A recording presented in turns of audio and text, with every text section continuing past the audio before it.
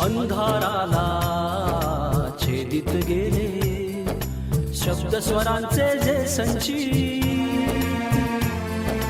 अंधाराला छेदित गेले शब्द स्वरांचे जे संचित, तेच उजळून प्रदीप्त केला, तेच उजळून प्रदीप्त केला तुमचा आमचा जागर दीप, तुमचा आमचा जागर दीप, तुमचा आमचा जागर दीप. नमस्कार साहित्य जागर. जागरदीप श्राव्य दिवाळी अंक 2020च्या दीपत्कार या सदराच्या 5व्या आणि शेवटच्या भागात पुनश्च आपणा सर्वांचं हार्दिक हार्दिक स्वागत. आज आपल्या भेटीस अतिशय संवेदनशील आणि व्यासंगी अभिनेत्री आल्या आहेत. हो, पण त्यांची ओळख केवळ अभिनय क्षेत्रापुरतीच मर्यादित नाही बरं का. विविध सामाजिक प्रश्नांवर भूमिका घेऊन काम करणाऱ्या सामाजिक कार्यकर्त्या म्हणून देखील त्या आपल्या परिचयाच्या आहेत. तर आता फार उत्सुकता ताणून न धरता मी त्यांचं नाव जाहीर करते. तर भेटूया सुप्रसिद्ध अभिनेत्री चिन्मयी सुमित यांना. आणि त्यांची ही रसभरीत मुलाखत घेतली आहे साहित्य जागरच्या प्रशासिका अनुजा संखे यांनी. चला तर मग श्रोते हो, आपणही या मनमुराद गप्पा टप्पांचा आस्वाद घेऊया.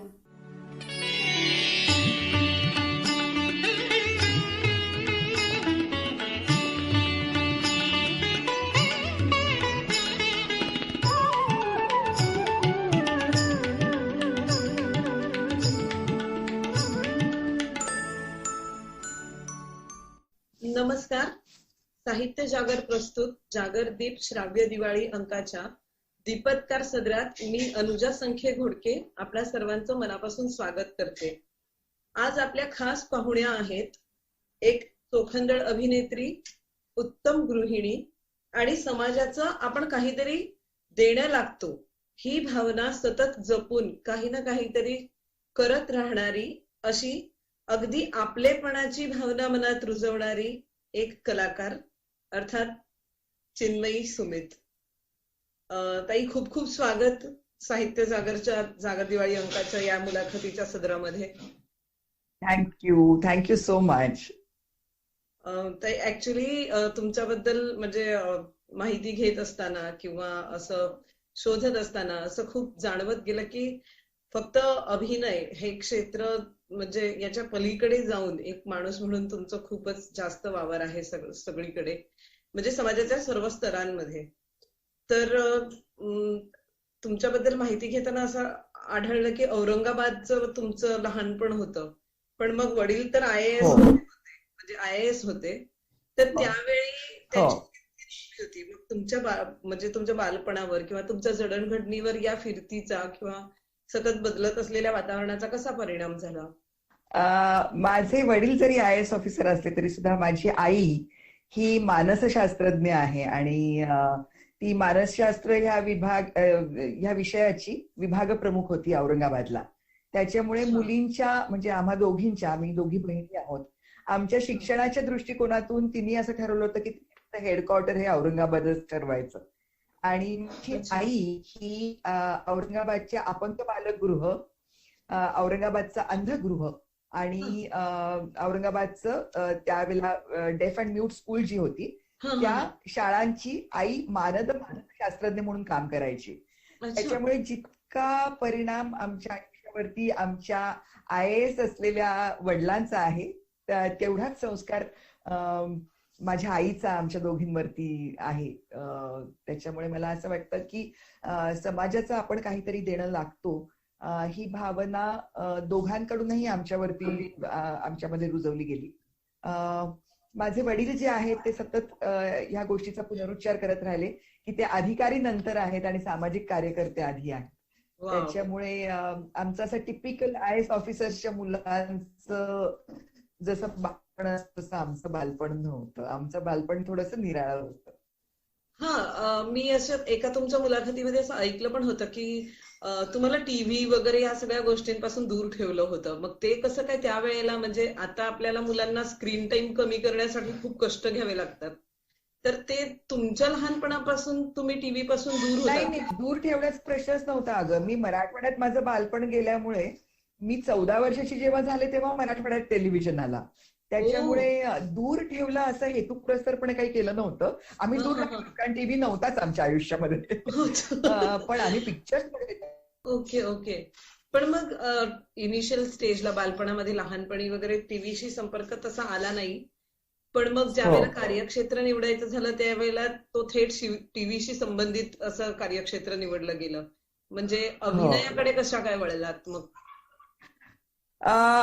माझ्या मनामध्ये अजूनही म्हणजे अभिनय म्हणजे पहिल्यांदा रंगमंचच असं होतं. कारण टेलिव्हिजन किंवा चित्रपटामध्ये काम करणं हे ओघाने झालं आणि ते नंतर झालेली गोष्ट आहे. मला टीव्ही मध्ये काम करायचं आहे, टीव्हीवरती झळकायचं आहे म्हणून आपण अभिनय करू असं कधीच मनामध्ये नव्हतं. औरंगाबादमध्ये असताना हम्म. आम्हाला थिएटर पण खूप कमी बघायला मिळायचं. कारण वर्षाकाठी एखादंच नाटक मुंबई पुण्याहून आमच्याकडे यायचं औरंगाबादला प्रयोगांसाठी. अच्छा. त्याच्यामुळे नाटकं खूप बघितलेली नव्हती तरी सुद्धा नाटकांबद्दलचं आकर्षण खूप होतं आणि म्हणून माझी आईच नाटकं लिहायची आणि आम्हा मुलांची नाटकं आई बसवायची. हा. त्याच्यामुळे आपल्याला अभिनय येतो, स्पर्धांमध्ये आपल्याला भाग घेता येतो, त्याच्यात बक्षिसं मिळतात आपल्याला हे मला माहिती होतं. त्याच्यामुळे सभागीरपणा ही जी पहिली गोष्ट असते ती हा. माझ्यामध्ये होती. कारण लहानपणापासून भाषणांच्या स्पर्धांमध्ये भाग घ्यायचे तर ते होतच. आणि मग कालोखानी आकाशवाणीचं औरंगाबादचं जे केंद्र होतं ते अत्यंत नेहमीच तिथे खूप चांगले लोक काम करायला आले आणि त्या लोकांनी श्रुतिका किंवा बाल विभाग जो असतो तो हा. खूप चांगला चालवला होता आणि त्याच्यामुळे मी आकाशवाणीवरती पहिल्यांदा श्रुतिकांमध्ये नाटकांमध्ये मी काम करायला लागले. आणि त्यावेळेला मला ते इतकं आवडायचं की अपंग बालगृहामध्ये किंवा जे शासकीय वसतिगृह असायचं अंध मुलांसाठी तिथे हा हा. त्या श्रुतिका लावल्या जायच्या आणि सगळी मुलं बसून ते ऐकायची. कारण त्यांच्यासाठी तीच करमणूक होती करमणूक त्या होती. काळामध्ये. हो. कारण टेलिव्हिजन नसल्यामुळे आकाशवाणी हे खूप मोठं मनोरंजनाचं साधन होतं आणि त्याच्यामुळे ते पोहोचणं जे होतं तो जो संवाद होता तो फार महत्वाचा होता आणि त्याच्यामधून कुठेतरी असं वाटायला लागलं की अभिनयातून आपण संवाद साधू शकतोय लोकांशी. आणि मग ते कार्यक्षेत्र आपण निवडावं का निवडू नये का असा काही विचार करायच्या आधीच मी रंगमंचावरती पोहोचले खरं तर. कारण मी पुण्याला शिकायला होते, महाविद्यालयीन शिक्षण माझं पुण्याला झालं आणि पुण्यात आंतरमहाविद्यालयीन स्पर्धांमध्ये मी भाग घेतला होता. म्हणजे नाटकासाठी सिलेक्ट झाले होते. तिथे अभिनयाचं पहिलं पारितोषिक मिळालं, सर्वोत्कृष्ट अभिनेत्याचं पारितोषिक मिळालं आणि त्याच्यानंतर मला विचारणा झाली की तू नाटकात काम करशील का अशी मुंबईहून. त्याच्यामुळे व्यावसायिक रंगभूमीवरून म्हणजे मी स्ट्रगल करण्यापेक्षा संघर्ष करण्यापेक्षा किंवा मी जाऊन तिथे म्हणणं की मला काम करायचं आहे ह्याच्या आधीच माझ्याकडे चालत काम आलं. त्याच्यामुळे कुठेतरी मला असं वाटतं की मी कार्यक्षेत्र निवडलं ह्याच्यापेक्षा कार्यक्षेत्राने मला निवडलं असं म्हणणं जास्त बरोबर होईल. पण मग ते पहिलं नाटक कोणतं तुमचं त्यावेळेला? माझं पहिलं नाटक 1991 साली मी केलं. त्या नाटकाचं नाव होतं ज्वालामुखी. हे अशोक पाटोळेंनी लिहिलेलं नाटक होतं आणि चंद्रलेखा नावाच्या अत्यंत दर्जेदार अशा निर्मिती संस्थेने हे नाटकाची निर्मिती केली होती. मोहन वाघ हे त्याचे निर्माते होते, चंद्रकांत कुलकर्णी दिग्दर्शक होता माझा पहिला आणि सुमित राघवन हा माझा पहिला हिरो. हो. त्याच्याकडे मी येणारच आहे पुढे. पण मला ना म्हणजे आम्ही पाहिलेलं तुमचं नाटक म्हणजे अगदी आवर्जून येऊन पाहिलेलं तुमचं नाटक होतं सखाराम बाइंडर. त्यामधली तुमची चंपाची भूमिका ती त्यावेळेला पण जरा भडक भूमिका म्हणून लालन सारंगला खूप संघर्ष करावा लागला होता किंवा त्यांनी तरीही म्हणजे लोकांचा आक्षेप असूनही त्यांनी खूप जबरदस्तपणे ती पेलली होती. तर मग अशा प्रकारची वादग्रस्त भूमिका जेव्हा तुमच्याकडे आली त्यावेळेला मग तुमचा विचार त्यावेळी काय होता म्हणजे स्वीकारताना? कसं आहे की मुळात सखाराम बाइंडर ही जी कलाकृती आहे, नाट्यकृती आहे, ती एक वेगळ्याच काय म्हणू बरं वेगळाच दर्जा असलेली ती कलाकृती आहे. ती भारतीय भाषांमध्ये नाही तर जगभरातल्या निरनिराळ्या भाषांमध्ये त्याचं भाषांतर होऊन वेगवेगळ्या रंगभूमीवरती त्याचे प्रयोग झालेले आहेत.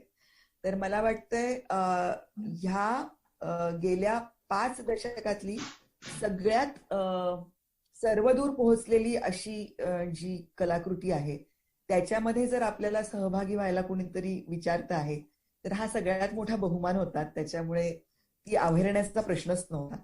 दुसरी गोष्ट अशी की ते नाटक जे होतं ते मी थिएटरमध्ये नाही केलं, ते डॉक्युमेंटेशन साठी म्हणून. आपल्याकडे खरं तर मला फार वाईट वाटतं ह्या गोष्टीचं की आपल्याकडे दस्तावेजीकरण किंवा डॉक्युमेंटेशन ह्या गोष्टीकडे फारसं लक्ष दिलं जात नाही. म्हणजे अनेक चांगल्या कलाकृती ह्या त्या वेळापुरत्या गाजतात आणि त्याच्यानंतर त्या नामशेष होतात. आपण त्याची फार काळजी घेत नाही, बाहेरचं होत नाही. बाहेरच्या देशांमध्ये छोट्या छोट्या गोष्टींचं डॉक्युमेंटेशन फार चांगल्या पद्धतीने केलं जातं. तर तेंडुलकरांचा तेंडुलकरांच्या जी सगळी नाटकं आहेत ती त्यांचं डॉक्युमेंटेशन व्हावं ह्या दृष्टिकोनातून एक निर्माते पुढे आले आणि त्यांनी असं ठरवलं की तेंडुलकरांची जी गाजलेली 5 नाटकं आहेत त्या नाटकांचा नाटकासारखा प्रयोग करून, चांगल्या नटांना घेऊन तो प्रयोग करून तो त्याचं हे करायचं, काय बरं, शूटिंग करायचं, चित्रीकरण करायचं त्याचं, जेणेकरून पुढच्या पिढ्या ते नाटक बघू शकतील. आणि म्हणून ते डॉक्युमेंटेशन करायचं जेव्हा विचार आला तेव्हा सोनाली कुलकर्णी, सयाजी शिंदे या मातब्बर कलाकारांबरोबर त्यांनी मला विचारणा केली भूमिका करण्यासाठी चंपेची. आणि तेव्हा विजय तेंडुलकर हयात होते, त्याच्यामुळे त्यांच्या उपस्थितीमध्ये आपल्याला हा प्रयोग करायचा आहे ही गोष्टच मोठी माझ्यासाठी रोमांचक होती आणि तोच एक खूप मोठा पुरस्कार होता. त्याच्यामुळे ती भूमिका मी केली. लालनताईंनी केला तो खरा संघर्ष होता, कारण त्यांनी थिएटरमध्ये प्रेक्षकांच्या समोर ते नाटक पेललं होतं स्वतःच्या खांद्यांवरती. त्याच्यामुळे त्यांनी एकदा ती वाट चालून आमच्यासाठी सुकर केली आणि त्याच्यानंतर आम्ही फक्त त्याच्यावरती चाललो. त्याच्यामुळे माझ्यासाठी ते जरा थोडंसं सोपं होतं. लालनताईंचा संघर्ष हा खरंच मोठा होता. ताई, कथा अरुणाची हे पण एक वेगळ्या धाटणीतलं नाटक आहे, ज्याच्यामध्ये म्हणजे तुम्ही चरित्र भूमिका केली असं म्हणता येईल, सत्य घटनेवर आधारित. शिवाय एक आपली आंबेडकरांवरची जी मालिका आहे त्याच्यामध्ये तुम्ही भीमाईची भूमिका केली, विच इज अगेन चरित्र भूमिका आपण म्हणू शकतो. तर तुम्हाला तसं ते हे जास्त आवडतं की? मला नेहमी असा प्रश्न विचारतात तेव्हा मी नेहमी म्हणते की मला अभिनय करायला आवडतो. मग तो म्हणजे कुठल्या पद्धतीने, कुठल्या माध्यमात याचा मी खूप विचार करत नाही. पण काही वेळेला असं असतं की काही भूमिका तुम्हाला खूप काही देऊन जातात आणि काही वेळेला काही भूमिकांना तुम्ही काहीतरी देता तुमच्यातलं. तर भीमाईच्या बद्दल असं होतं की माझ्या मनात बाबासाहेबांबद्दल नितांत आदर आहे. माझी आई ही बाबासाहेबांचा विचार जगणारी अशी सामाजिक कार्यकर्ती असं मी म्हणेन. माझी आई, माझे वडील ह्यांच्याकडून आमच्यावरती बाबासाहेबांच्या शिकवणीचा संस्कार अगदी लहानपणापासून झाला होता. कारण माझी आई डॉक्टर बाबासाहेब आंबेडकर महाविद्यालयातच मानसशास्त्र विभाग प्रमुख होती. त्याच्यामुळे माझं सगळं बालपण जे गेलेलं आहे नागसेन वन या भागात गेलेलं आहे औरंगाबादच्या, जिथे खरंच म्हणजे नुसतं बाबासाहेबांचं नाव नाही घेतलं जात तर त्यांचा विचार जगला जातो. त्याच्यामुळे आमच्यावरती ते संस्कार होतेच. आणि मग मला असं वाटलं की जेव्हा त्यांच्यावरती सिरियल निर्माण होतीये आणि त्यांच्या आईचा रोल मला करायला मिळतोय, ही मला वाटतंय माझ्या आयुष्यातली सगळ्यात आनंददायक आणि अभिमान वाटणारी अशी गोष्ट आहे माझ्यासाठी. आणि अरुणा शानबाग बद्दल पण मी असंच म्हणेन की जेव्हा ती घटना घडली होती, ती 1972 साली घटना घडली होती, त्यावेळेला मी अवघी 2 वर्षाची होते. माझा 70 सालचा जन्म आहे. त्याच्यामुळे तेव्हा जे काय वातावरण ढवळून निघालं होतं किंवा पेपरमध्ये ज्या बातम्या आल्या होत्या त्या सगळ्याची मला काहीच स्मृती असण्याची काही शक्यताच नाही, कारण मी अगदीच 2 वर्षाची होते. त्याच्यामुळे मला त्याच्याबद्दल काही माहिती नव्हतं. पण ज्या वेळेला नर्सेसच्या बद्दलचं किंवा त्यांच्या कुठल्याही प्रश्नांच्या बद्दलची चर्चा व्हायची तेव्हा अरुणा शानबाग हा मुद्दा पुन्हा एकदा वरती यायचा आणि त्याच्यामुळे ती घटना काय घडली होती ते माहिती होतं. पिंकी विराणीचं पुस्तक काही चुकीच्या गोष्टींमुळे पण गाजलं आणि काही चांगल्या गोष्टींसाठी गाजलं, पण त्याच्यामुळे पुन्हा ती एकदा गोष्ट सगळ्यांना माहिती झाली. त्याच्यामुळे मला ती घडलेली घटना मला माहिती होती. आणि ती घटना जेव्हा घडली त्यावेळेला महानगरपालिकेत काम करत असलेल्या एकांनी ह्या नाटकाची संहिता लिहिली होती, ज्यांनी ते सगळं वातावरण अत्यंत जवळून बघितलं होतं. आणि मी परत म्हणते अनुजा की आपल्या पूर्ण भारतीय संस्कृतीमध्ये आपण बंधुभावाला खूप महत्व देतो, की बंधुभाव बाळगला पाहिजे असं आपण म्हणतो. हो ती फ्रेज आपण वापरतो किंवा इव्हन जगभरामध्ये सुद्धा ब्रदरहूड असा एक शब्द आपण वापरतो. हो पण सिस्टरहूड किंवा भगिनी भाव हा शब्द आपण फारसा कधी वापरत नाही, तो वापरत प्रचलित नाही. पण अरुणाला जेव्हा ह्या सगळ्या घटनेनंतर हॉस्पिटलमध्ये ठेवलं गेलं होतं आणि नंतर काही काळानंतर ती कोमात आहे आणि तिचं आता काही होणार नाही हे कळल्यानंतर जेव्हा प्रशासनाने ठरवलं की तिला आता या हॉस्पिटलमधून बाहेर काढायची, तेव्हा पहिल्यांदा एशियामधला पहिला नर्सेसचा स्ट्राईक झाला होता. हो जेव्हा सगळ्या सिस्टर्स एकत्र येऊन त्यांनी एकमुखाने ही मागणी केली की अरुणा सिस्टरला हॉस्पिटलमध्येच ठेवलं जावं. त्याच्यामुळे हा जो भगिनी भाव त्यावेळेला सगळ्या बायकांनी दाखवला ही अत्यंत पॉझिटिव्ह गोष्ट होती. आणि त्याच्यामुळे मला असं वाटलं, त्याचा उल्लेख पण आमच्या नाटकामध्ये होता, त्याच्यामुळे मला असं वाटलं की ते नाटक होणं, त्याचा आपण भाग असणं ही फार मोठी गोष्ट आहे आणि ते मला करायला मिळालं हे खरंच भाग्य आहे माझं. हो, कारण ते आणखीन वेगळ्या फॉर्मॅट मधून परत पुन्हा लोकांपर्यंत हो पोहोचवता येते. हो ती एक टोचकी जाणीव आहे, ती सतत टोचत राहणार. बरोबर. ज्या आता मला म्हणजे आपण म्हणजे नाटकासंदर्भात बोललो, पण आता पिक्चर संदर्भात जर बोलायचं झालं तर तुम्हाला फिल्मफेअर अवॉर्ड मिळालेला पिक्चर म्हणजे मुरांबा तुमच्या हो भूमिकेसाठी. हो म्हणजे अशी एक पुढची पिढी आहे, एक मागची पिढी आहे आणि मधल्या पिढीला तुम्ही म्हणजे मधल्या पिढीतल्या एका स्त्रीचं तुम्ही प्रतिनिधित्व करता. मग ती हो आता तुम्ही आहात तीच स्टेज त्या पिक्चर मध्ये तुम्ही घेत म्हणजे आहे तुमची, की हो हो मागच्या पण पिढीशी कनेक्ट राहावं लागतंय, पुढच्या पण पिढीशी कनेक्ट राहावं लागतंय. मग हो. ती चिन्मयी सुमित स्वतःशी किती कनेक्ट होते त्या भूमिकेच्या थ्रू? मी फारच वेगळी आहे त्याच्यात, जी मी भूमिका निभावली आहे त्याच्यापेक्षा. मी जरा जास्त मला वाटतं मॉडर्न आहे, कारण एकतर बॅकग्राऊंडच सगळं वेगळं आहे की ती हा 10वी शिकलेली धारवाडची मुलगी आहे, जी फार वेगळ्या वातावरणाशी जुळवून घेत घेत तिने सगळ्या गोष्टी काय म्हणू आपण स्वीकारलेल्या आहेत. हा माझी कथा थोडीशी वेगळी आहे. माझी आई माझ्यापेक्षा जास्त मॉडर्न आहे असं मला वाटतं. त्याच्यामुळे मला एक फार वेगळ्या पद्धतीचं आणि अत्यंत मच्युअर्ड असं बालपण मला मिळालं. त्याच्यामुळे मी माझ्या मुलांशी वागताना फार वेगळ्या पद्धतीने वागते, की मी कधीच माझ्या मुलांना ती माझी एक्सटेन्शन्स आहेत असं वागवलेलं नाही. मला नेहमीच ती फार स्वतंत्र व्यक्तिमत्व आहेत असं मला वाटतं. आणि जसं तू कदाचित युट्यूबवरती तो व्हिडिओ माझा बघितला ऐकला असेल तर त्याच्यामध्ये असं मी म्हटलं होतं की माझ्या मुलांचं नाव आणि त्यांच्या शिक्षणाचं माध्यम ह्या दोनच गोष्टी मी त्यांच्या विचाराने केलेल्या नाहीत. अदरवाईज बाकीच्या सर्व काही गोष्टी ह्या मी फक्त माझ्या मुलांचा विचार घेऊनच त्यांच्या बाबतीतल्या केलेल्या आहेत. त्याच्यामुळे मी फार वेगळी आई आहे आणि ही मुरांबा मधली जी आई होती ती फार वेगळी होती, पण ती फार जास्त गोड आहे असं मला वाटतं माझ्यापेक्षा सुद्धा. त्याच्यामुळे माझा तिच्याबद्दलचा कनेक्ट फार वेगळा होता. आणि परत असं होतं की त्याच्यातलं वातावरण आणि एक वरुण नार्वेकर नावाचा जो एक जिनियसच आहे असं मी त्याला म्हणेन, की त्याच्या जर तू त्या चितळेच्या त्यांनी बनवलेल्या जाहिराती किंवा काय हे जर बघितलं असेल तर इतका विलक्षण टॅलेंटेड मुलगा आहे तो, की त्यांनी ज्या पद्धतीने ते पूर्ण कॅरेक्टर उभं केलं होतं त्याच्याशी बऱ्याच गोष्टींसाठी मी रिलेट झाले, की जसं काही मुलांचं ऐकून घेणं आहे किंवा त्यांच्या गोष्टी नवीन पद्धतीने स्वीकारणं आहे, हे माझ्यामध्ये सुद्धा आहे. तर त्या दृष्टिकोनातून तिच्या माझ्यात काही साम्य होतं.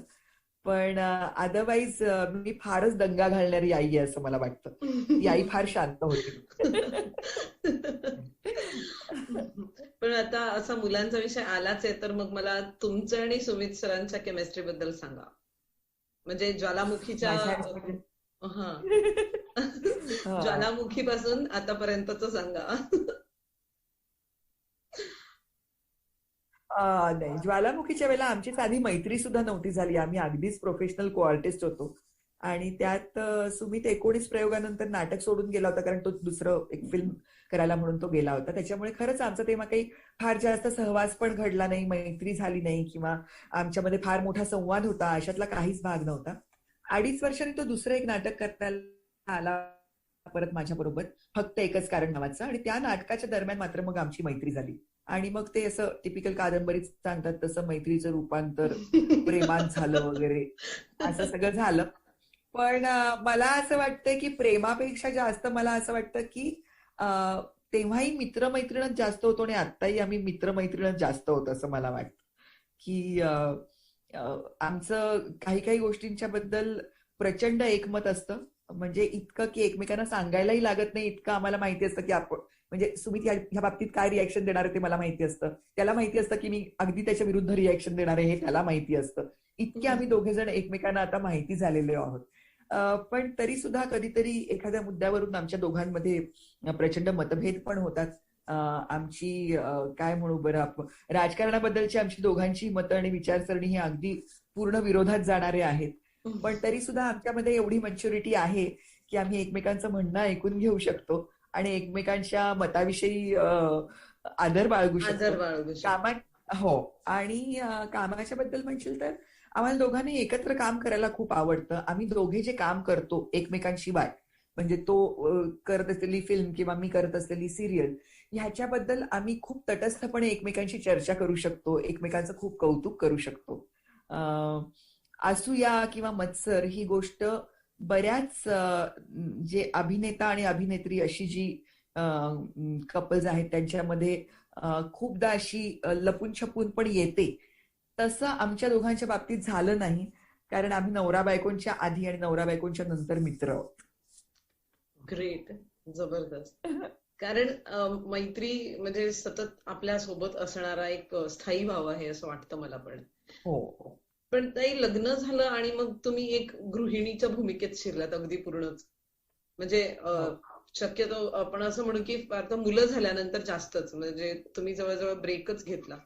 तर मग त्यावेळेला तुम्ही काम सोडायचं, भूमिका म्हणजे सगळ्या सोडून फक्त मुलांसाठी वेळ द्यायचा, याच्या म्हणजे हा तुमचा संपूर्ण निर्णय होता खरं, पण मग त्यावेळेला सुमित सरांचं त्या बाबतीत काय मत होतं किंवा त्यांची काय भूमिका होती? नाही, खरं सांगायचं झालं तर मी कधीच असा खूप मोठा ब्रेक नाही घेतला. नीरद मला वाटतं 8 महिन्यांचा असताना मी आरंभ नावाची मालिका करायला सुरुवात केली होती. त्याच्यामुळे ही फार मिथ आहे मोठी की मी काम करणं बंद केलं आणि मी गृहिणी झाले वगैरे असं.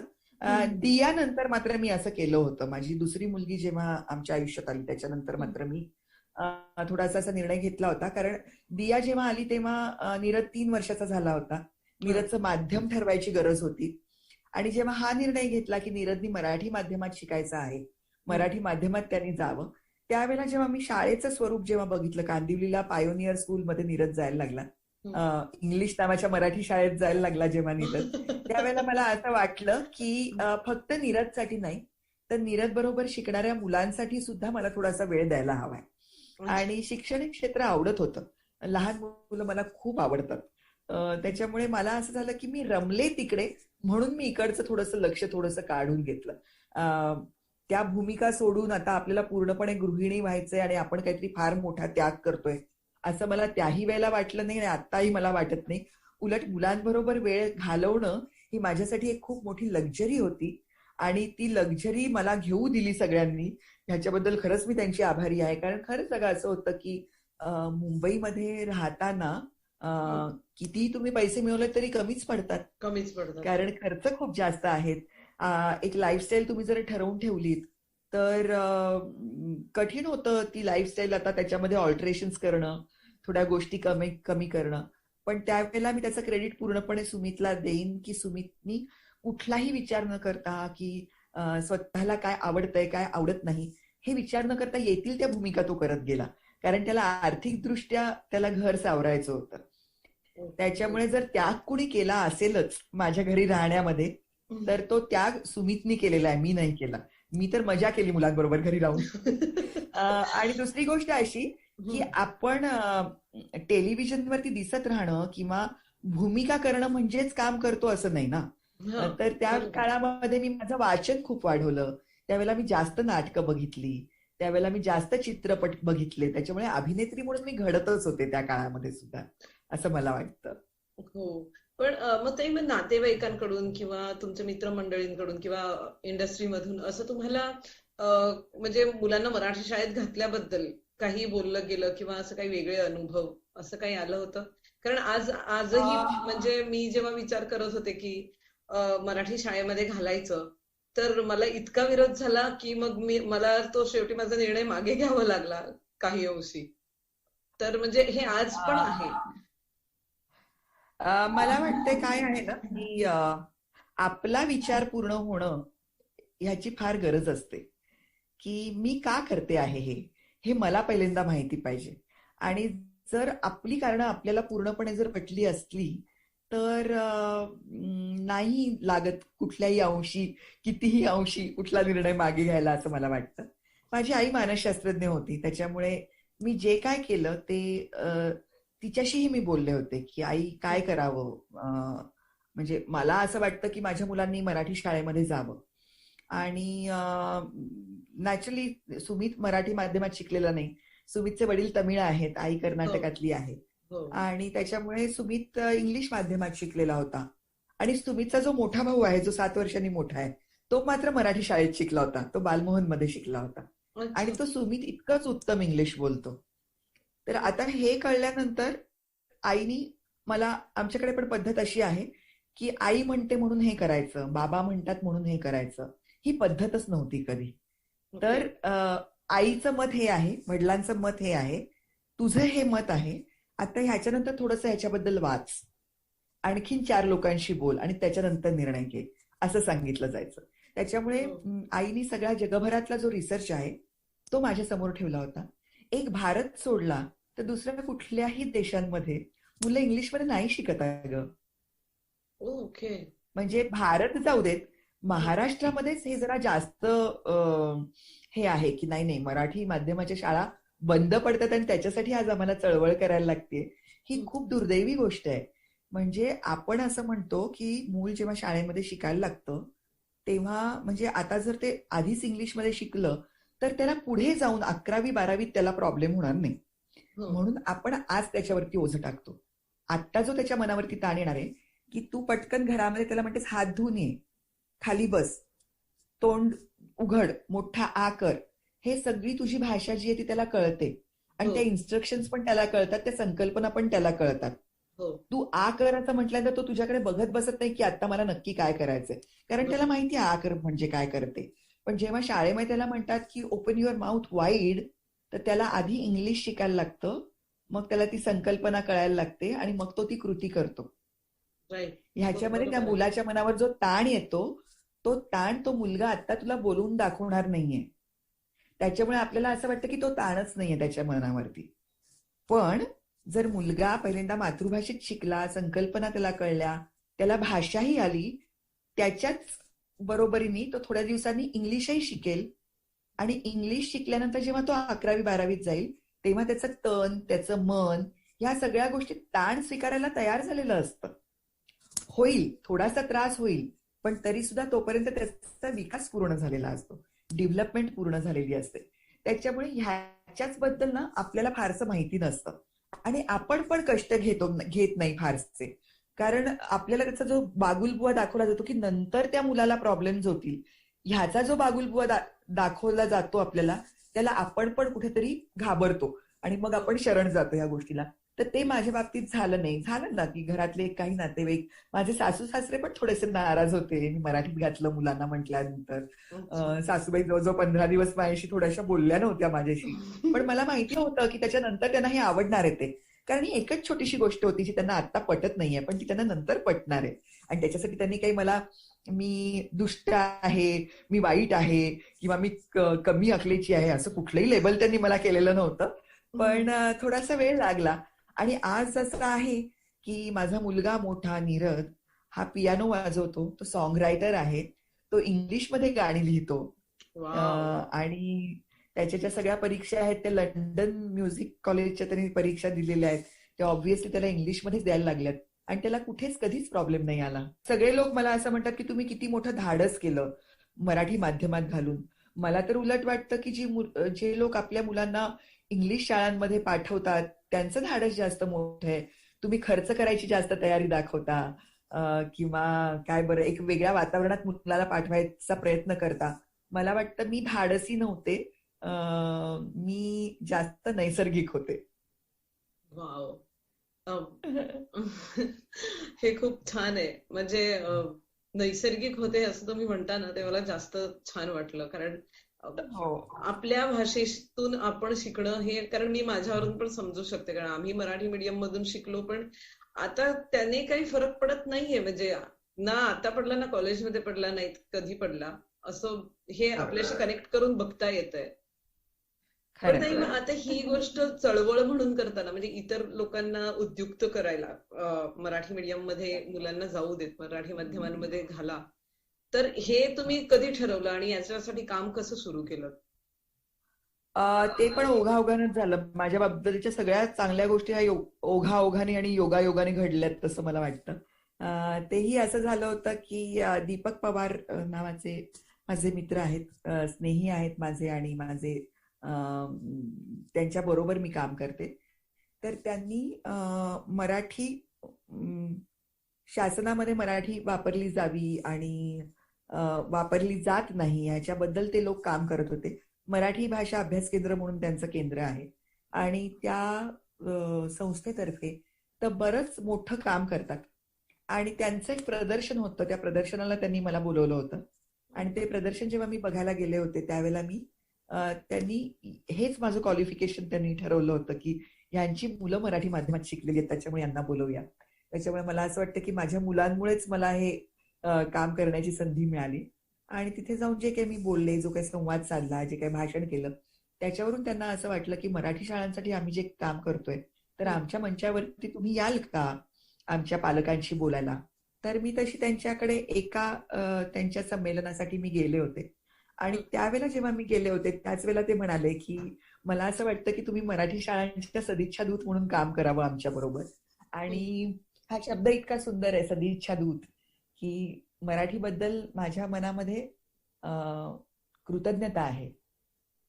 त्याच्यामुळे मला असं वाटलं की ज्या ज्या गोष्टींबद्दल आपल्या मनात कृतज्ञता असते त्यांच्याबद्दल आपल्याला असं वाटतं की कसं उतराई व्हावं.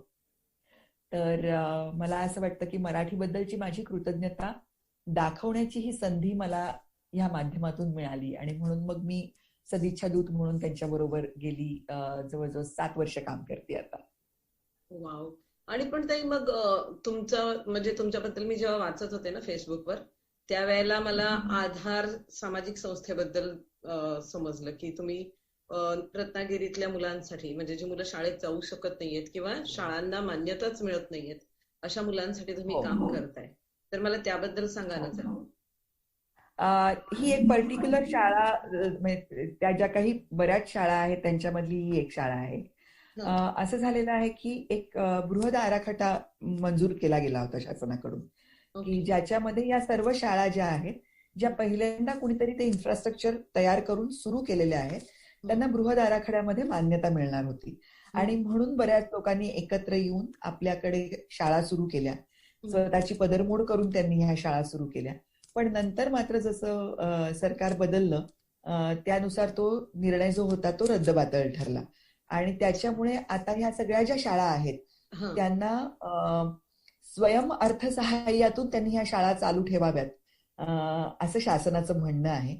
आणि जे फारसं रास्त नाहीये, हो. कारण आधीच मराठी शाळांकडे जो ओघ आहे तो कमी आहे. त्याच्यानंतर इंग्रजी शाळांना अक्षरशः पैशाला पाचरी ह्या शाळा आहेत, आणि इतक्या शाळा आहेत त्या, आणि त्यांना त्यांच्याकडे वळणारा ओघ सुद्धा मोठा आहे, त्यांची पटसंख्या सुद्धा मोठी आहे. पटसंख्यांच्या अभावी मराठी शाळा ज्या आहेत त्या बंद होत आहेत, महानगरपालिकेच्या शाळा बंद होत आहेत, सरकारी शाळा बंद होत आहेत. अशा वेळेला मराठी शाळा टिकणार कशा, ह्यासाठी म्हणून आम्ही काम करतोय. आणि म्हणून आम्ही थोडंसं शासन दरबारी काय बरं विनंती करायचा प्रयत्न करतोय की हा बृहद आराखडा पुन्हा एकदा राबवला जावा आणि ह्या शाळांना मान्यता मिळावी. शासन मान्यता मिळाली की त्याच्यानंतर शाळांना एक वेगळ्या पद्धतीचा दर्जा प्राप्त करून घेता येईल, आणि शाळेची एक वेगळी ओळख लोकांमध्ये पुन्हा एकदा निर्माण करता येईल. ओके. ताई, जशी तुमची म्हणजे आता शैक्षणिक क्षेत्रात किंवा शिक्षणाच्या बाबतीत मराठी माध्यमांच्या शाळांच्या बाबतीत एक ठाम भूमिका आहे, तसंच मी हा. म्हणजे जेव्हा जेव्हा तुमच्याबद्दल आता सर्च करत होते किंवा आताच असं नाही, मी म्हणजे ज्या ज्या वेळेला काही झालंय तेव्हा त्या त्या वेळेला तुम्हाला प्रसार माध्यमातून टीव्ही चॅनल आपल्या न्यूज चॅनल्स मधून वगैरे बघितलेलं आहे की तुम्ही कुठलीही गोष्ट जर चुकीची घडताना तुमच्या लक्षात येते त्या त्या ठिकाणी तुम्ही एकदम ठाम भूमिका घेतलेली आहे. जसं की मागे एकदा एकदम म्हणजे एक स्त्री म्हणून काही विचित्र अनुभव आला होता आणि त्यावेळेला तुम्ही एकदम ठाम भूमिका घेतली होती आणि सर्वांच्या समोर म्हणजे अगदी पोलीस केस करेपर्यंत तुम्ही आणि सुमित सरांनी त्यावरती एक काय म्हणतो आपण ऍक्शन घेतली होती, जे की खूप आवश्यक आहे आजच्या काळात. एक स्त्री म्हणून या गोष्टीला विरोध करणं खूप आवश्यक आहे. तर मग याबद्दल हे तुमच्यामध्ये कसं आलं, म्हणजे की आपण ठाम राहिलं पाहिजे, आपण बोललं पाहिजे, न निर्भीडपणा हा जो आहे तो कसा रुजला? मी सांगितलं ना की मी वातावरणातच इतक्या चांगली वाढलेली आहे. औरंगाबादला मी वाढले हे मी सांगितलं. तर ज्या भागात मी राहिले तिकडे आपला भारत जेव्हा स्वतंत्र झाला त्याच्यानंतर सुद्धा मराठवाडा हा जो भाग होता सगळा तो अजूनही हैदराबादच्या आधिपत्याखाली होता. आणि हैदराबादचा मुक्तीसंग्राम हा एक वेगळाच मुक्तीसंग्राम आहे पूर्णपणे. हो. आणि त्याच्यामुळे मी सर्व कार्यकर्त्यांमध्येच वाढलेली आहे. किंवा मराठवाड्यातल्या औरंगाबाद मधलं जे मराठवाडा विद्यापीठ तेव्हा म्हटलं जायचं, जे आता डॉक्टर बाबासाहेब आंबेडकर विद्यापीठ आहे, नामांतराचा जो लढा होता तो सुद्धा लढा खूप मोठा होता. आणि माझी आई त्या लढ्यामध्ये होती. माझी आई नामांतरवादी होती. माझे वडील IAS ऑफिसर आणि माझी आई नामांतरवादी कार्यकर्ती. आणि तिला त्यावेळेला अटक झालेली होती. म्हणजे वडील सरकारमध्ये आहेत आणि आई कार्यकर्ती आहे, कारागृहात आहे. हे असं वातावरण आम्ही बघितलेलं आहे. त्याच्यामुळे आपल्याला जी गोष्ट पटते ती फक्त मनात ठेवून चालत नाही, तर त्याच्यासाठी त्याचा उद्गार करावा लागतो. आणि एकदा उद्गार केला त्या गोष्टीचा, उच्चार केला त्या गोष्टीचा, की त्याची जबाबदारीही घ्यावी लागते. हे बाळकडू आम्हाला लहानपणीच मिळालेलं होतं. आणि अन्याय करणाऱ्यापेक्षा अन्याय सहन करणारा हा मोठा गुन्हेगार असतो, हे एक मनावरती ठसलेलं होतं आधीपासून. त्यामुळे अन्याय जर कुठेही घडत असेल तो फक्त तुमच्याच बाबतीत असेल असं नाही. तो जर कुठेही घडत असेल तर त्याच्या विरोधात बोललं पाहिजे. त्याच्या विरोधात जो कोणी लढत असेल त्याच्या बरोबरीने उभं राहिलं पाहिजे. हे बहुतेक आई वडिलांकडूनच मिळालेलं बाळकडू आहे. अच्छा. पण मग ताई, आता सध्या जे सुशांत सिंग राजपूतच्या आत्महत्ये बाबतीत राजकारण चालू आहे, म्हणजे हे अतिशय अभिनय क्षेत्रातलं, म्हणजे आपल्या म्हणजे तुम्ही तर अगदी त्या इंडस्ट्रीमध्ये वावरता आहात. तर मग अशा वेळेला एक संवेदनशील अभिनेत्री म्हणून तुमचं या बाबतीत काय मत आहे? मी एक सांगू का, सुशांतच्या बद्दलचं जे झालं, म्हणजे सगळ्यात पहिल्यांदा तर मला अतिशय हळहळ वाटली होती की इतका उमदा नट गेला. इतकी सुंदर कारकीर्द होती त्याच्या समोर अजूनही. आणि तो इतका चांगला उत्तमच नट होता. तो फार मोठा संघर्ष करून त्यांनी जे काही त्याला मिळालेलं आहे ते मिळवलं होतं. कारण त्याच्या मागे कुणीच नव्हतं दुसरं, की तो कुणाचा मुलगा किंवा कुणाचा तरी वारसदार आहे अशा पद्धतीने त्याच्यासाठी कुठलीही गोष्ट केली गेली नव्हती. त्याच्यामुळे त्याचा स्ट्रगल जो होता तो इतक्या लवकर त्यांनी तो सोडायला नको होता असं वाटलं. आणि खरंच सांगते, आत्महत्या कुणीही केली तरी सुद्धा आपलंच कुणीतरी गेलं असं वाटतं. आणि ते करू नये कुणालाच ही पाळी येऊ नये असं वाटतं. आणि इतकं हताश पण का बरं आलं असेल ह्याचा पुन्हा पुन्हा माझ्याकडून विचार केला गेला. त्याच्यामुळे त्याचं जे दुःख होतं ते खूप होतं मला. पण त्याच्यानंतर ज्या पद्धतीचं गलिच्छ राजकारण केलं गेलं त्याच्याबद्दलचं, तिथे मी बंद पडले. मला त्याच्याबद्दल काहीच व्यक्त होऊ नये असं वाटायला लागलं. कारण कुठल्याही बाजूने बोललं किंवा काहीही बोललं की त्याला ट्रोल करणं किंवा आपण जे बोलतोय त्याला विरोध करणं, ह्याच्यासाठी एक कुठली तरी मोठी यंत्रणा लागलेली आहे असं भास व्हावा, असंच वातावरण आता सध्या आहे. त्याच्यामुळे मला असं वाटतं की अत्यंत दुर्दैवी होतं की त्या मुलाला आपण आत्महत्या करावी असं वाटणं. पण हे जे काही अस्थैर्य सगळीकडे आहे ना, ते फक्त माझ्याच क्षेत्रात आहे असं नाही, बरोबर, हे सगळीकडेच आहे. हे प्रत्येकालाच भेडसावतंय. आणि म्हणूनच मला असं वाटतं की जे जे लोक आहेत ज्यांच्याकडे सकारात्मक विचार आहे काहीतरी, त्या लोकांनी पुढे होऊन खूप जास्त बोललं पाहिजे आणि वातावरण जास्तीत जास्त चांगलं करण्याचा प्रयत्न केला पाहिजे. नुसती टीका टिप्पणी करून आता चालणार नाही, काहीतरी त्याच्या बाबतीत काम केलं गेलं पाहिजे. खरंय. पण ताई, म्हणजे हे जे तुम्ही म्हणता की व्यक्त होणं म्हणजे खूप आवश्यक असतं, तर तुमचं जे फेसबुकवर मला दिसलं की तुम्ही लिहिता पण खूप छान. तर मग लिखाण ही आपलं व्यक्त होण्याचं एक माध्यम असू शकतं. हे तुम्ही कधीपासून म्हणजे कधीपासून लिहिता? बापरे, अगं लिहित काहीच नाही मी. मी फार आळशी बाई आहे त्या संदर्भात. एक तर मला लिहिण्याची शैली नाही, लिखाणाला एक वेगळ्या पद्धतीची शैली लागते, एक वेगळ्या पद्धतीची वैचारिक बैठक लागते. नाही, मी नुसती तुमचं अशीही वाचलं एसटीचा अनुभव आणि मी लिहिते, त्यामुळे मला कळलं की तुमच्याकडे ती शैली आहे. आणि ती शैली अशी आहे ना की कोणी, म्हणजे मी जर वाचते, मी ठीक आहे शिकलेली आहे, पण जर तुम्ही असं म्हणता ना की तुमच्या मुरांब्यातली जर 10वी पास हो. एखादी बाई असेल ना, तर ती तिलाही समजेल इतकी साधी आणि म्हणून खूप जास्त समजणारी शैली आहे तुम्हाला लिखाणाला. नाही, तू आज ठरवलंयस की तू माझं कौतुक करायचंयस कारण तू नाही, माझी मुलाखत घेतलीये म्हणून तू कौतुक अजिबात नाही, करतेस. अजिबात तर नाही. ते मी फार जास्त अंगाला लावून घेत नाही, पण तरी सुद्धा नाही, मला म्हणजे खरंच मी सांगते की मला लिहिता येतं हे मला अजिबातच माहिती नव्हतं. लिहिता येतं म्हणजे आपलं अक्षर ओळख आहे आणि आपण साक्षर आहोत एवढंच मला माहिती होतं. पण बरेचदा असं होतं की फेसबुक हे एक माध्यम असं आहे की जिथे तुम्हाला असं वाटतं की संवाद साधावा, कारण लोक तिकडे आवर्जून वाचतात. काही तुमचे मित्रमैत्रिणी जे असतात, म्हणजे व्हॉट्सअपवरती एक मेसेज पाठवून तू किती लोकांना पाठवशील. पण त्यावेळेलाच असं होतं की काही गोष्टी असतात की ज्या बोलल्याशिवाय राहवत नाही आणि त्या पर्टिक्युलर एकाच माणसाला सांगाव्यात अशाही नसतात. कारण तशा ज्या गोष्टी असतात त्या तुमच्या अगदी जवळच्या माणसाशी तुमच्या बोलून होतातही कधी कधी. पण कधीतरी असं असतं की एखादं निरीक्षण असतं की जे बाकीच्यांच्याही नजरेत यावं असं वाटतं. कधी कधी एखादं कुणाचं तरी काम असतं जे आवडलेलं असतं आणि ते सर्व दूर पोहोचावं आपल्या माध्यमातून असं वाटतं. त्यावेळेलाच मी फक्त लिहिते. अदरवाईज मी असं उगीचच गंमत म्हणून आज हे केलंय बरं का, आज मी अशी दिसतेय बरं का, आज मी ही साडी नेसलीय बरं का, किंवा आजचा रंग हा म्हणून आज मी ही घातलंय तर बघा बघा, असं काही करायला फार आवडत नाही मला. पण ते तुमचं त्याच्यामुळे ते वाचन, होत नाही. हा. तुमच्या वाचनामुळे कदाचित म्हणजे व्यक्त होत असताना लिखाणातून व्यक्त होता येत असावं.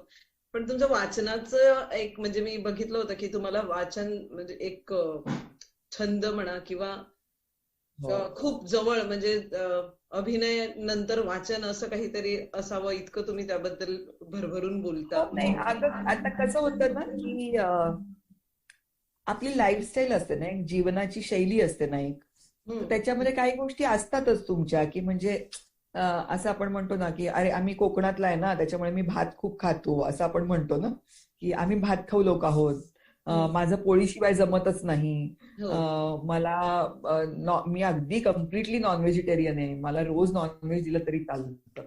अशी प्रत्येकाची एक काहीतरी गोष्ट असते ना, तसं तसं सहज आहे हे वाचन ही गोष्ट, की लहानपणापासून इतकं वाचत आलोय ना की वेळ मिळाला तर काय करायचं हा कधी प्रश्नच नाही पडला.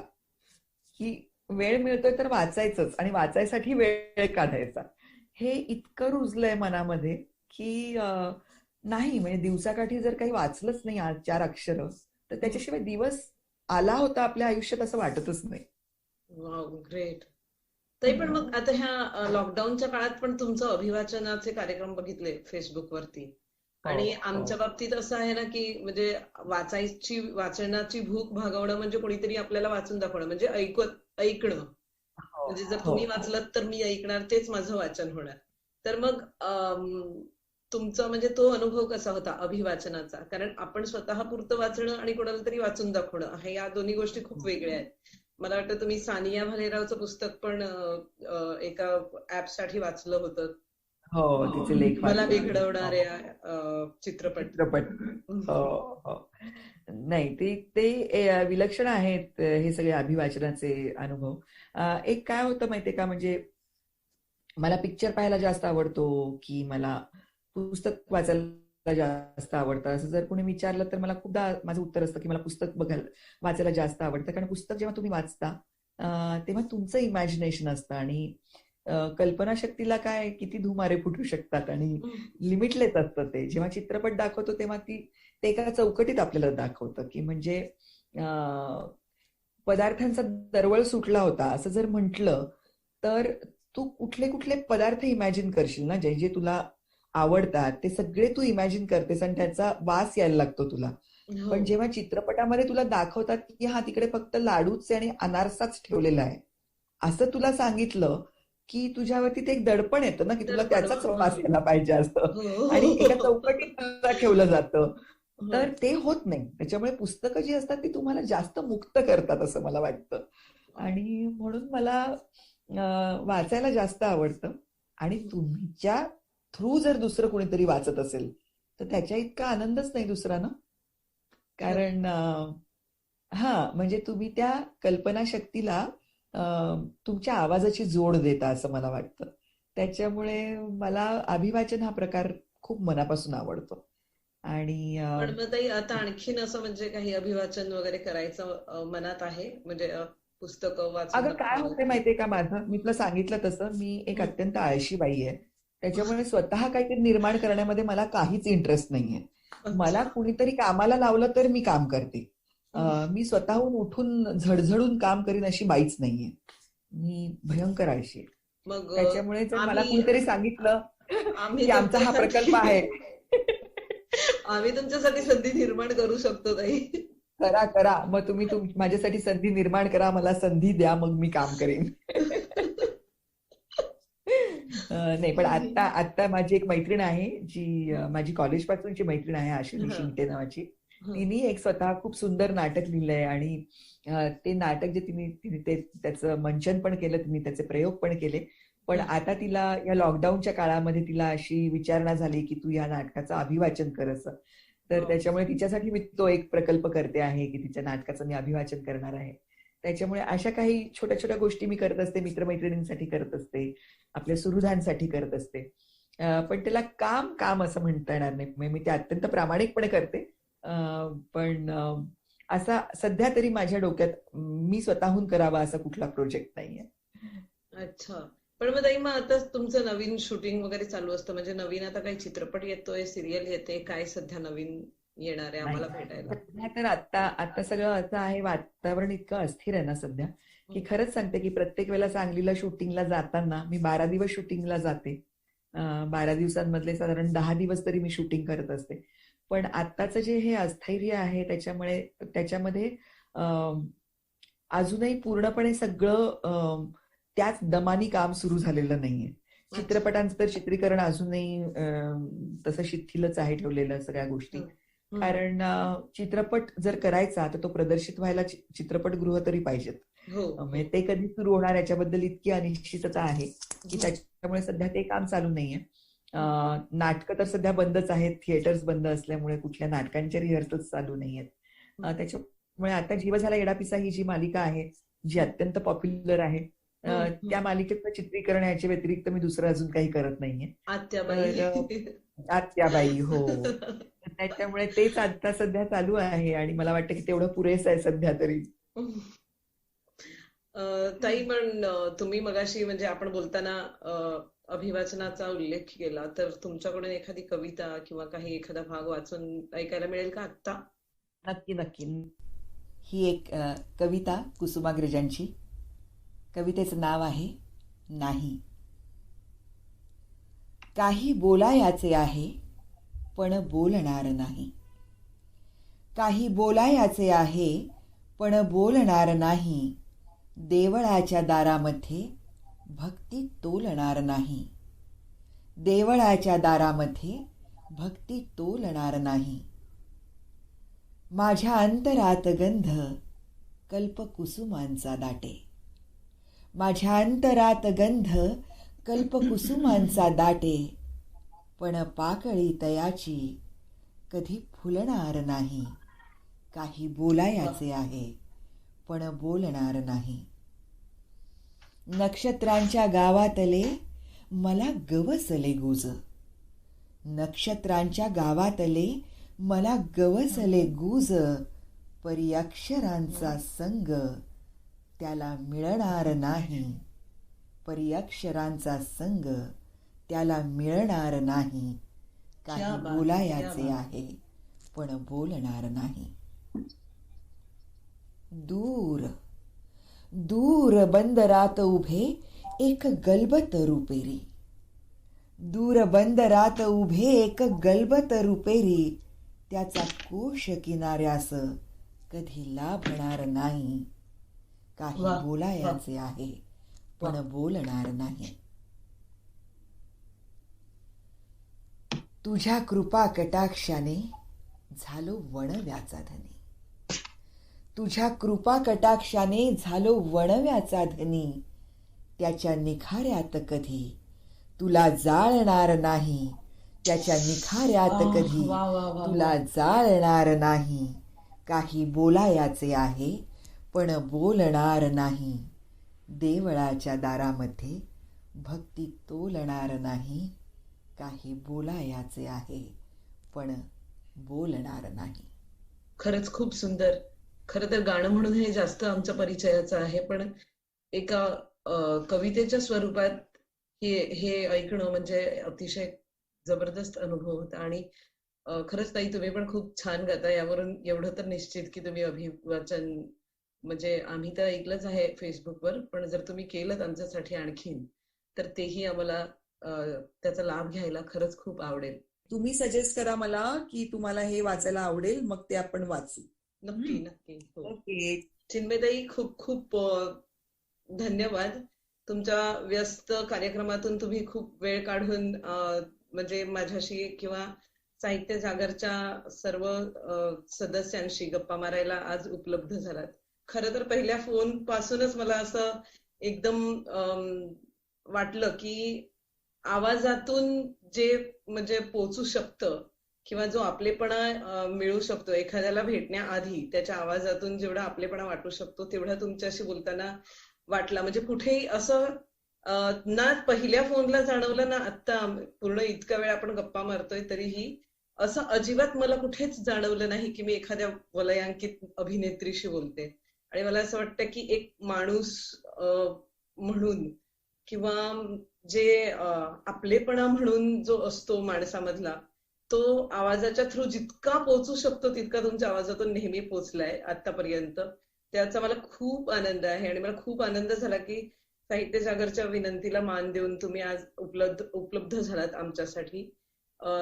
तर श्रोते हो, मी आशा करते की तुम्हालाही चिन्मयीताईंनी आपल्याशी मारलेल्या गप्पा खूप आवडल्या असतील. मुलांचं संगोपन करणं म्हणजे फक्त त्यांना त्यांच्या गरजा पूर्ण करणं नसतं, तर त्यांना वेळ देणं आवश्यक असतं. त्यांना घडताना, त्यांना चुकताना किंवा त्यांना ते कसं वागतात हे जवळून पाहणं किंवा ऑब्झर्वेशन करणं जास्त गरजेचं असतं. आणि त्यासाठी त्यांना भरपूर वेळ द्यावा लागतो. हे आपल्याला अतिशय मार्मिक पद्धतीने समजावून सांगितलंय चिन्मयीताईंनी. तर मला असं वाटतं की या सर्व गोष्टींचा तुम्ही पण तुमच्या आयुष्यात किंवा तुमच्या मुलांना वाढवताना नक्कीच फायदा म्हणजे करून घ्याल. शिवाय समाजामध्ये घडणाऱ्या चुकीच्या गोष्टींना जर आपण बघून त्याकडे कानाडोळा करणार असू तर ते कितपत चुकीचं आहे. म्हणजे अन्याय सहन करताना आपण जे सहज जाऊ देत, आपल्या बाबतीत तर घडत नाहीये ना, ही जी भूमिका आपली नेहमीच असते. त्यामुळे आपण तोच प्रकार जास्त प्रमाणात घडण्यासाठी सहजपणे उत्तेजन देऊन जातोय. ही गोष्ट आपल्याकडून होता कामा नये यासाठी ठाम असणं कितपत गरजेचं आहे हे आज चिन्मयीताईंच्या बोलण्यातून कळलं. आणि मला असं वाटतं की तुम्हाला हे सर्व अनुभव ऐकताना आपल्यामध्ये पण थोडाफार बदल करून घेण्याची संधी नक्कीच मिळेल, विचार करण्याची तरी नक्कीच मिळेल. त्यामुळे चिन्मयीताई सर्वांतर्फे म्हणजे संपूर्ण साहित्य जागर समूहातर्फे आणि ऐकत असलेल्या प्रत्येक व्यक्तीतर्फे तुमचे खूप खूप आभार.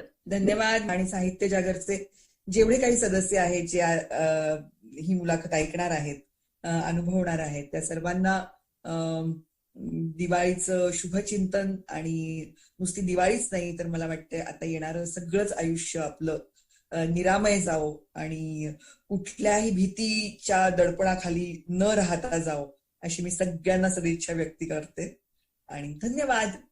धन्यवाद ताई. तुझा मुझा जागरली